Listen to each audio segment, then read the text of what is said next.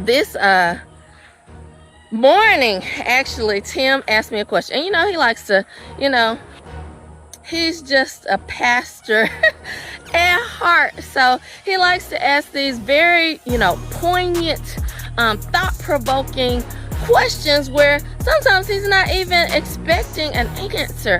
But Tim asked me just this morning, as I'm thinking about homeschool and all these other things and the fun I'm going to have with the kids today and just, practical things about their curriculum, he asked me this morning,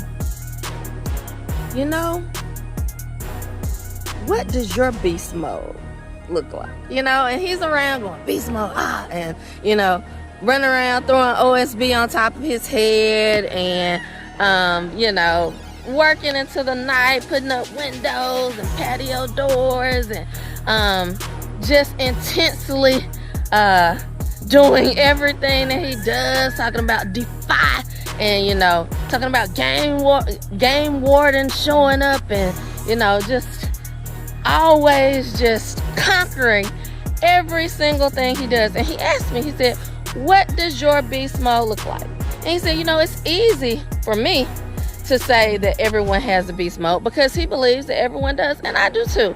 I think everyone has a beast mode because, in the Bible, it says that, basically they thought that Elijah was something special, but it says Elijah was a man. He had a nature just like ours. And so the special things that we attribute to Elijah, anyone with God's spirit can do, right?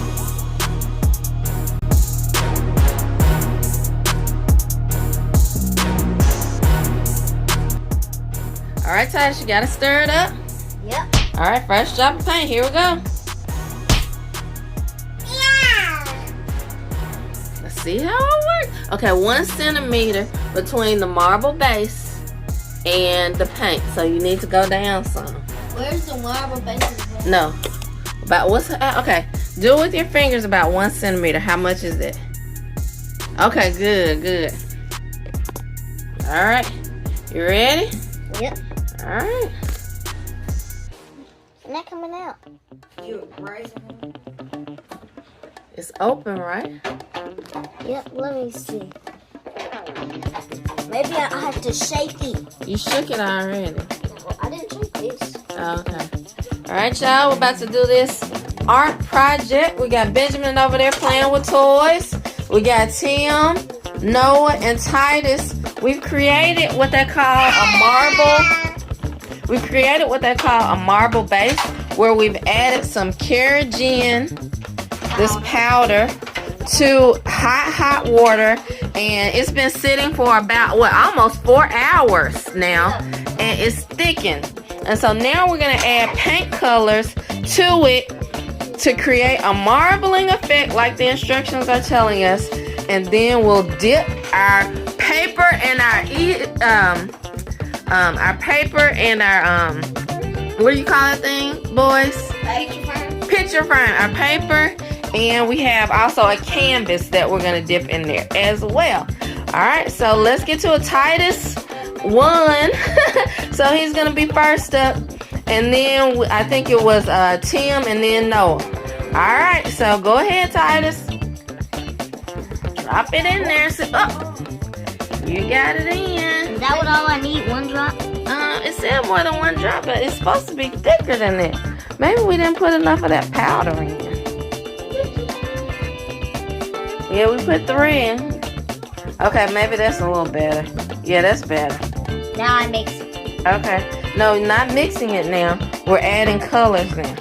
Okay, so Tim, come on up and add a color.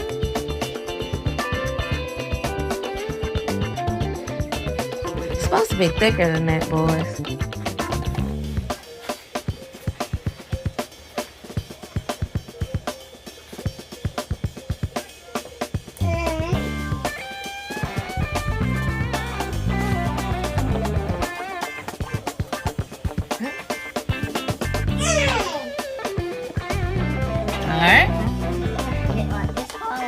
Yep, 1 centimeter away.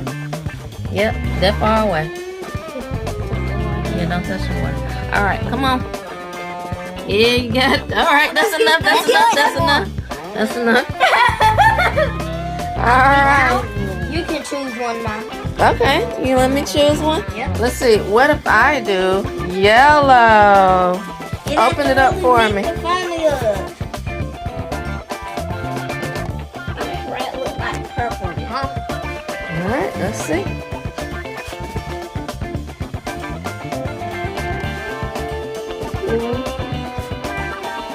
There we go. Now let's do red again. Okay, whose turn is this? Titus's turn.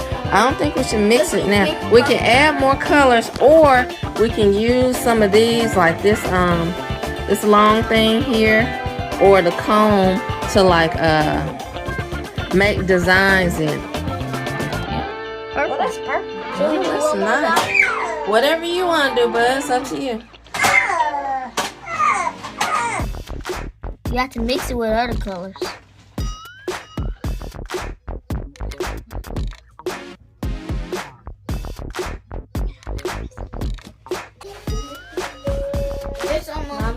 Okay, we are ready to dip our canvas. The boys each have a sheet of paper. It's kind of like cardstock. It's a thicker paper. They're going to also dip in, but the boys have all helped create this beautiful swirl of paint. And so we're going to make a canvas that represents all their work, and then each of them is going to get a chance to change it up. Each of them is going to get a chance to change it up, put more paint in, and then they can swirl it around if they want to, and they'll dip their individual sheets, and they will individualize it and have their own little painting as well. So we're going to go ahead. Y'all excited about this part? Yeah! All right. Dip it, dip it, Dip it, dip it. all right, let's dip it.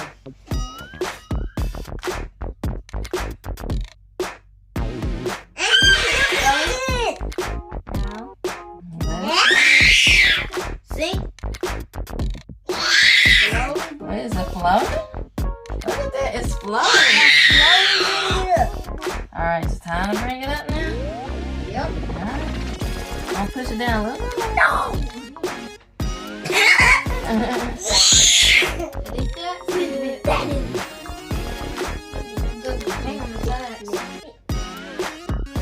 Now let's lift it. Whoa! You took all the colors. I know we can put more in though. Look at that. Whoa! I did not expect it to look like that. Whoa! All right, we're gonna set this aside to dry, and y'all can each put more paint in, swirl it around, and dip yours. Okay? Yep, it All right. mostly took all the paint out.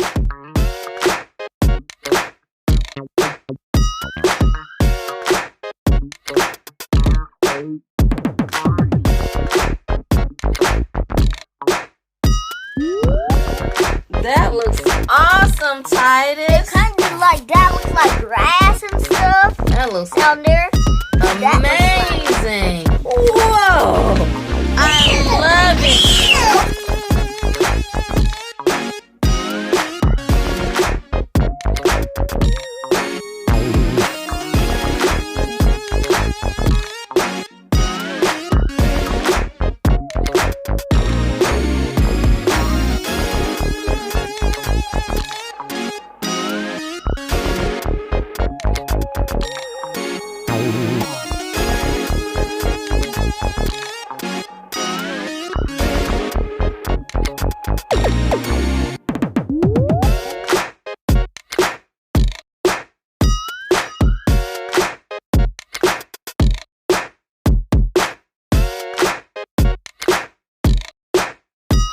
Thank you.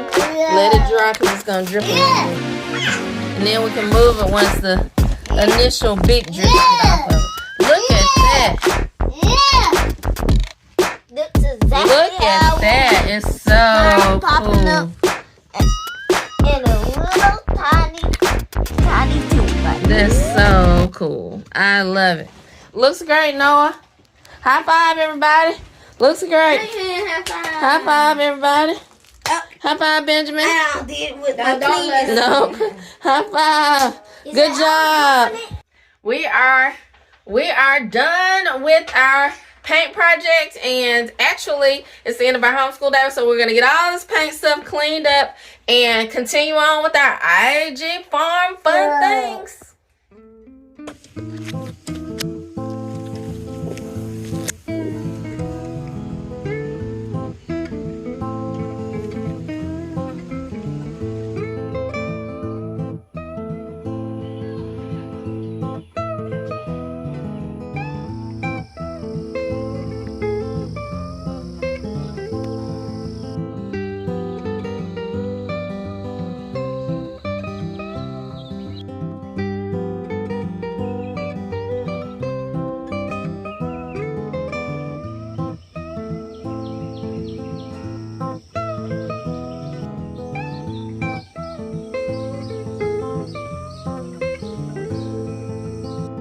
What is up, I.A.G family? I thought I would pop on to promote this sneak peek so that you can see a little bit of what the boys and I have going on. We have some fun art projects that we were doing in homeschool, and it was really fun. You know, we homeschool year round, and that just allows us to have more time to like do fun things. And this day we just did like super fun projects and activities, and we had a blast. It also allows us time to do, you know, vocational homeschool, and the boys can come along with us to the processor, help blow hogs. They do farm chores every day, and they absolutely love it. And so they're learning, and then they're also, you know, it's like a job for them. They're learning, they're getting paid, so they're also learning financial literacy as well,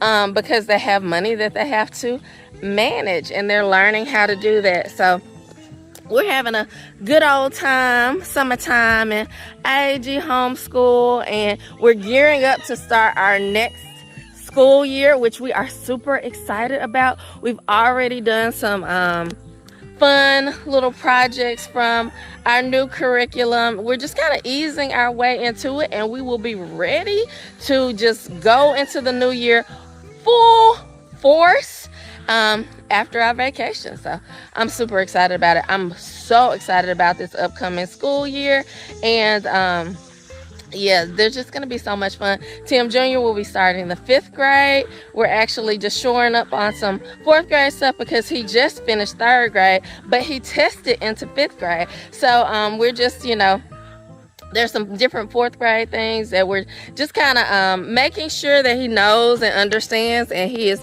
headed to 5th grade. And then Noah will be headed to 1st grade, and Titus will be headed to 3rd grade. So we are super excited about homeschool and just having fun, but also learning so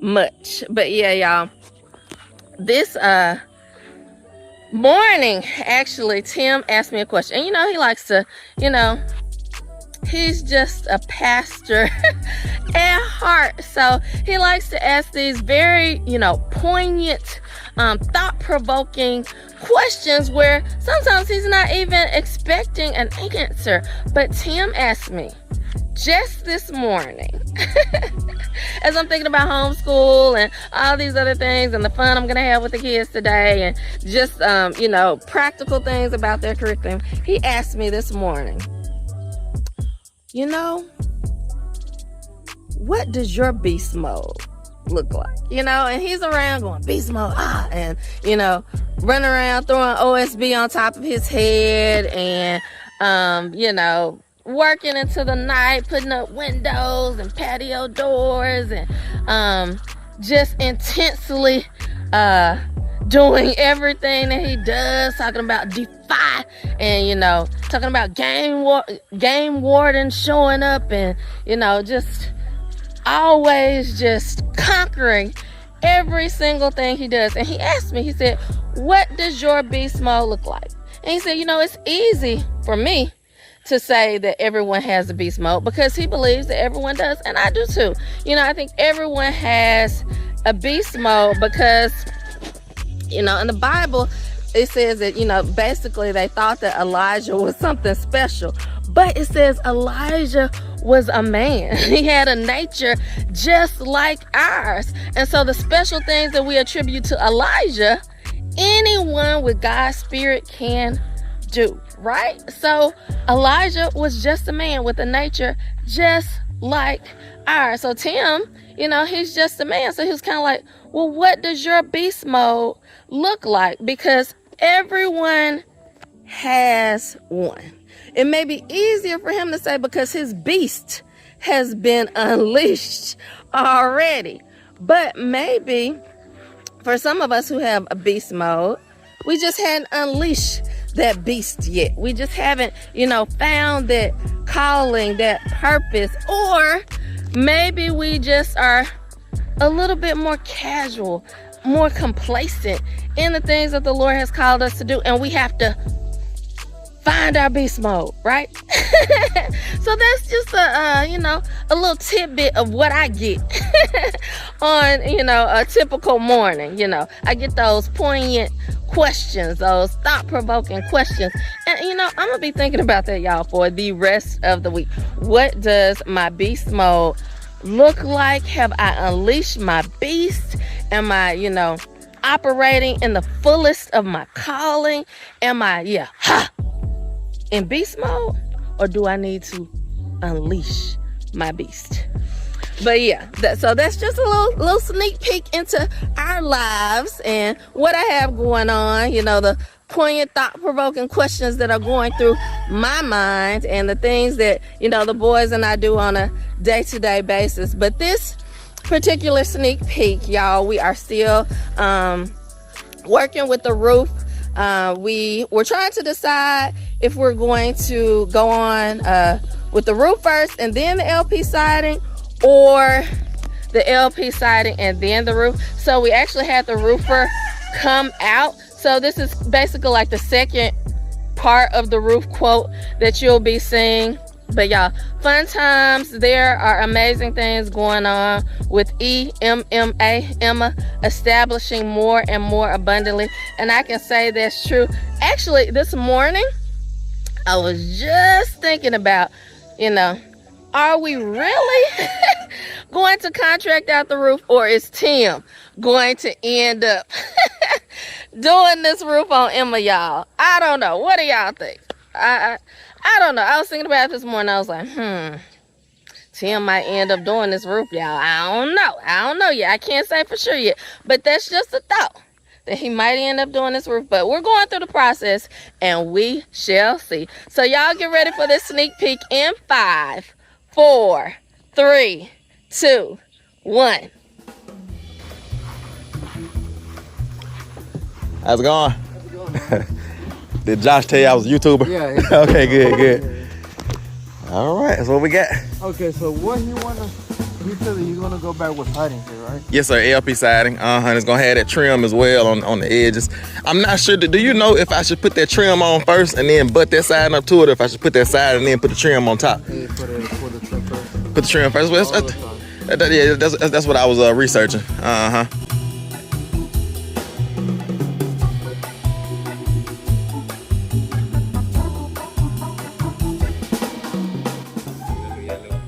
Para no andar batallando. Sí, porque para que ya quede todo.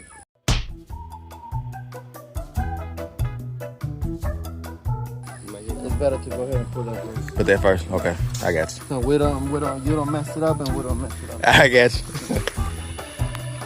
Because I was thinking it's gonna be something that's screwed on after the 10, so I could just screw it off and then put that on and screw it back up. But it goes on first. I know, but we can do that. But I don't want you to go ahead and come mess up the metal before that. And something happens, like a little things can go wrong, Mm-hmm. So you put the siding first. We can make the thing look better, look straight up. Okay. Perfect. I got you. Cool.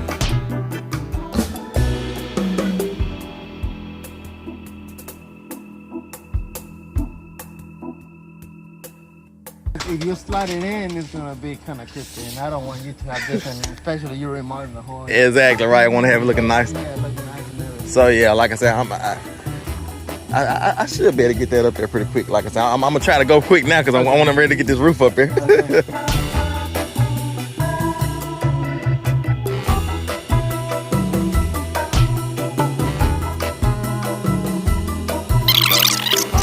So yeah, like I said, I should be able to get that up there pretty quick. Like I said, I'm gonna try to go quick now because I want to ready to get this roof up here for real. But yeah, that's good that y'all, you know. Let's do that, and then when you got everything done, we can come back and measure out and get the metal on. Okay. So we can go ahead. That way we can make sure we got the right overhangs and everything. Yeah. How much overhang you want? Yeah. Well, we just want to make sure it's coming out just enough so the water won't be running down side of the house. Okay, because that's what my opinion. Como es madera, Felipe, ¿cuánto crees que le deje? ¿Unas 8 pulgadas? De overhang. O unas 5. Mucho. Because you got wood and make sure the wood doesn't get rotty. Do a 5-inch. 5-inch. Normal is 2 inches. Right? Yeah. Yes, what Josh was saying. Yeah. But you're gonna have all the water splashing. Yeah. So if you have a 5-inch, the water will come down.